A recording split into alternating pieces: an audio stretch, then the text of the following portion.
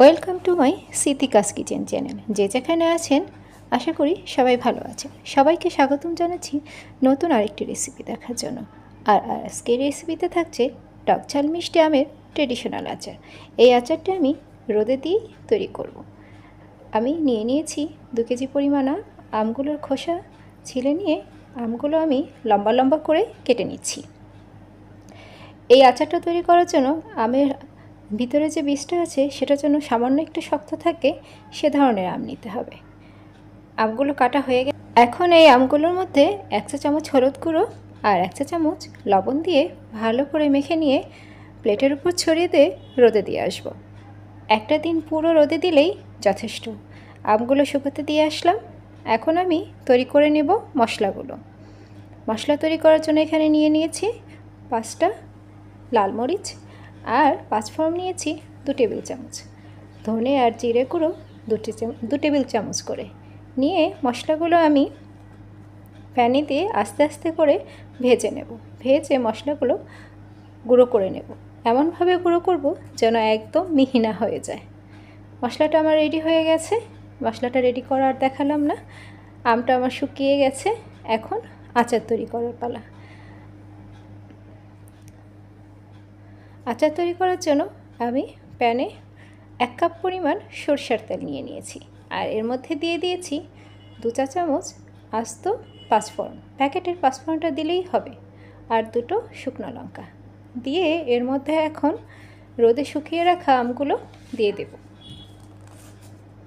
এভাবে আচার বানালে আচার খেতেও যেমন মজা আর সারা বছর সংরক্ষণ করেও খেতে পারবেন। এভাবে আচার আমাদের মা খালারা বানিয়ে রাখতেন, আমরা এভাবে আচার বানিয়ে সবসময় খেয়ে এসেছি। এখন আমগুলো তেলের উপর দেওয়া হয়ে গেছে। আমগুলো ভালো করে তেলের মধ্যে দিয়ে ভেজে নেব। আমার চ্যানেলটা যদি ভালো লেগে থাকে তাহলে অবশ্যই একটা লাইক আর সাবস্ক্রাইব দিয়ে যাবেন, আর পাশে থাকা বেল আইকন বাটনটাতে একটা প্রেস করে যাবেন। আমগুলো আমার ভাজা হয়ে গেছে। এখন এর মধ্যে অ্যাড করে দেব চিনি। আপনারা চাইলে গুড়ও অ্যাড করতে পারেন। এখানে 1 কাপ পরিমাণ চিনি দিলেই যথেষ্ট। গুড় যদি অ্যাড করেন তাহলে 1 কাপ পরিমাণ দিলেই হবে। চিনিটা দিয়ে আমি জাল দিয়ে নিয়েছি আমটা একটু। এরপর এর মধ্যে এখন অ্যাড করে দেব গুঁড়া মশলা। যে মশলাটা আমি ভেজে গুঁড়া করে রেখেছিলাম সেই মশলাটাই এখন এর মধ্যে অ্যাড করে দেব। যতটুকু নিয়েছিলাম এতটুকু মশলাই এই পরিমাণ আমের জন্য যথেষ্ট। মশলাটা দিয়ে এখন আমি ভালো করে আমগুলো আরও জাল দেব, যতক্ষণ না একদম আঠালো আঠালো জেলি জেলি হয়ে আসছে। আমগুলো জাল হতে হতে এখন আমি এর মধ্যে অ্যাড করে দেব সিরকা বা ভিনেগার। যদিও এই আমটি আমি রোদে দিয়েই শুকিয়ে বানিয়েছি, তবুও বাইরে সারা বছর সংরক্ষণ করার জন্য সিরকা দিতে হবে, নাহলে আম নষ্ট হয়ে যাবে। এখানে সিরকা অ্যাড করে দেব আমি 1/4 কাপ। বেশি পরিমাণে সিরকা অ্যাড করলে আমের আচার দিয়ে সিরকার গন্ধটা বেশি আসবে, সেজন্য সিরকার পরিমাণটা অবশ্যই ঠিক রাখতে হবে। সিরকাটা দিয়ে দিলাম।